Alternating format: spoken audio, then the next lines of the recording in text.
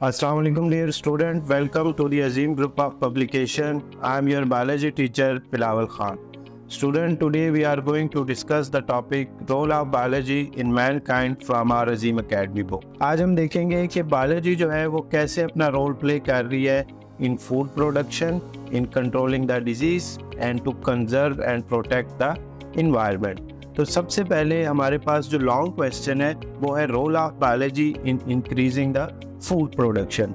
Food production में bio जो है वो अपना कैसे किरदार अदा कर रही है और जो हमारे पास फूड है उसकी मिकदार जो है वो बायो कैसे इंक्रीज कर रही है।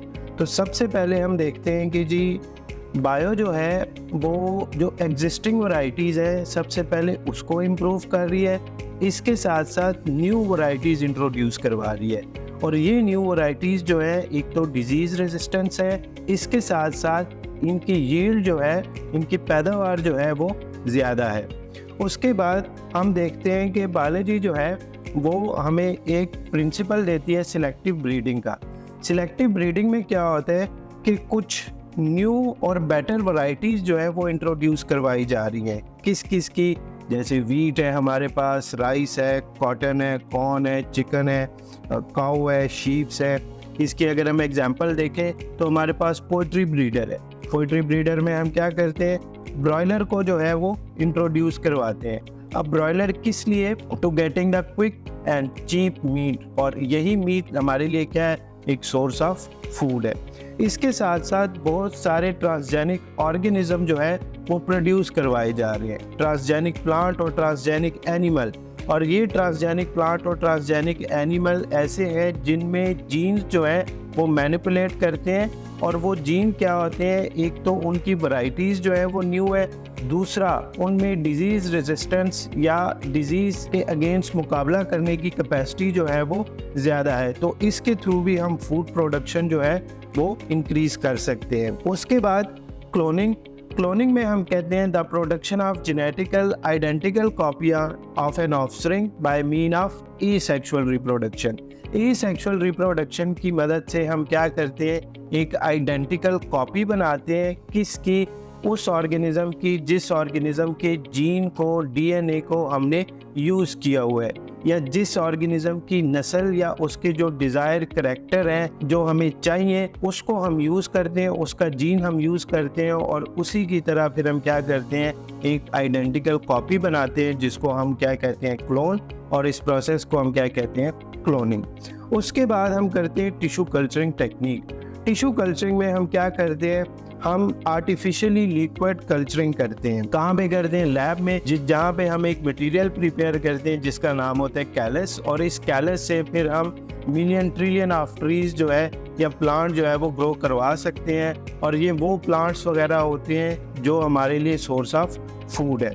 तो इस तरह से ये टेक्निक्स यूज़ करके बायोलॉजी की मदद से हम क्या कर रहे हैं, फूड की प्रोडक्शन को इंक्रीज करवा रहे हैं। अब इसके साथ साथ हम देखते हैं कि जी प्लांट्स को या एनिमल्स को बहुत सारी डिजीज़ेस लग जाती हैं या बहुत सारे केमिकल्स जो हैं वो उन पे अटैक करते हैं, तो उन केमिकल से भी इनको बचाना है। तो नेक्स्ट जो हम इसमें हेडिंग पढ़ते हैं वो है केमिकल कंट्रोल। केमिकल कंट्रोल में हम देखते हैं कि जी हमारे पास बहुत सारे फंजाई और इंसेक्ट्स जो एक्ट करते हैं एज अ पेस्ट, जो फूड को या प्लांट को बेसिकली डिस्ट्रॉय करते हैं। तो उनको कंट्रोल करने के लिए हम क्या यूज़ करते हैं, हम डिफरेंट केमिकल यूज़ करते हैं like insecticide, pesticide and fungicide. अब ये केमिकल जो हैं वो इंसेक्ट्स और पेस्ट और फंजाई वगैरह को तो कंट्रोल कर रहे हैं, लेकिन इसके साथ साथ इनके कुछ डिसएडवांटेजेस भी हैं। डिसएडवांटेजेस क्या है कि एक तो ये इन्वायरमेंटल पोल्यूशन काज करते हैं, दूसरा ये टॉक्सिसिटी काज करते हैं, और बार बार इनको यूज़ करने से इंसेक्ट्स जो हैं वो इनके खिलाफ रेजिस्टेंस शो करने लग जाते हैं। तो क्योंकि इसके डिसएडवांटेजेस हैं और इसके नुकसान आते हैं कुछ, तो हम फिर मूव करते हैं बायोलॉजिकल कंट्रोल की तरफ। बायोलॉजिकल कंट्रोल में हम क्या करते हैं, the control by using some living organism. For example अगर हम देखें तो एफिड जो है वो अटैक करता है वॉलनट ट्री पे। अब वॉलनट ट्री को एफिड से बचाना है, तो इसको बचाने के लिए है ये हम यूज़ करते हैं वेस्प को। अब वेस्प जो है वो क्या है, प्रीडेटर है किसका, एफिड का। वो एफिड को ईट करते हैं, तो इस तरह से वॉलनट ट्री की प्रोटेक्शन होती है फ्रॉम एफिड। तो ये हमारे पास है बायोलॉजिकल कंट्रोल। इसके साथ साथ हम देखते हैं बायोपेस्टिसाइड कि कुछ बैक्टीरिया को हम यूज़ करते हैं एज अ बायोपेस्टिसाइड, या जैसे हम डेली रूटीन में जो बेकिंग सोडा यूज़ करते हैं वो भी हमारे पास क्या एक बायोपेस्टिसाइड है। तो बायोलॉजिकल कंट्रोल और बायोपेस्टिसाइड दोनों ऐसे जो पोल्यूशन काज नहीं करती या जिनके कोई डिसएडवांटेज वगैरह नहीं है as compare to chemical control. Then हम मूव करते हैं IDM, और IDM जो है वो बड़ा एक इम्पॉर्टेंट शॉर्ट क्वेश्चन है, इंटीग्रेटेड डिजीज मैनेजमेंट। तो सबसे पहले देखते हैं इसकी definition. All the relevant and appropriate method which are used to control the disease are called IDM। के तमाम वो मेथड जो उस बीमारी के खिलाफ हम यूज़ करते हैं उसको हम क्या कहते हैं, IDM कहते हैं। बेसिकली एक मैनेजमेंट है जो डिजीज़ को कंट्रोल करने के लिए काम कर रही है। देन हमारे पास इसके साथ एक और भी बड़ा इंपॉर्टेंट शॉर्ट क्वेश्चन है, what is hydroponic culture technique.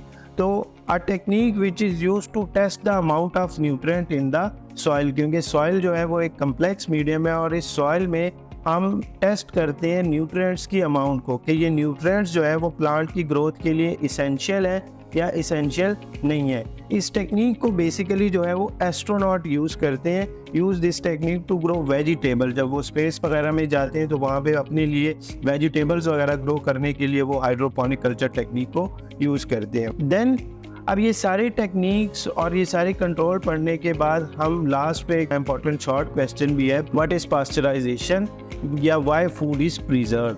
Food को हम जो है वो प्रिजर्व क्यों करते हैं, तो फूड को हम प्रिजर्व करते हैं for transportation, for protecting the food from damage, या फॉर लॉन्ग टर्म स्टोरेज, या for long term use.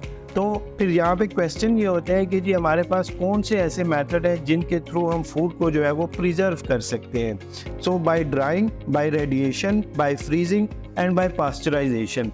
Pasteurisation की यहाँ पे हम डेफिनेशन ऐड करते हैं कि लुइस पास्चर ने हमें ये मेथड दिया था और उसने बेसिकली हीट को यूज़ किया था to kill the non spore farming bacteria, और ये मेथड उसने इंट्रोड्यूस करवाया था to preserve the milk and milk product. इसके साथ साथ इस टेक्निक में हम ये भी देखते हैं कि जो हमारे पास फिर लिक्विड प्रोडक्ट होता है उसको हम बाद में कूल करते हैं और उसकी पैकिंग करते हैं और फिर उसको मार्केट में बेचते हैं फॉर आवर यूज़।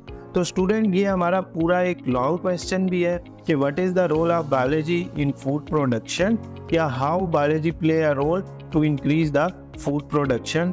और इसमें बहुत सारे इंपॉर्टेंट शॉर्ट क्वेश्चन भी हैं, जैसे कि what is IDM, what is pasteurization, what are the disadvantages of chemical control, what is biological control, what is hydroponic culture technique. तो ये सारे इसमें बड़े इंपॉर्टेंट शॉर्ट क्वेश्चन हैं। तो उम्मीद करता हूँ आपको ये टॉपिक क्लियर हो चुका होगा। मिलते हैं इंशाल्लाह नेक्स्ट लेक्चर में। अल्लाह हाफिज़।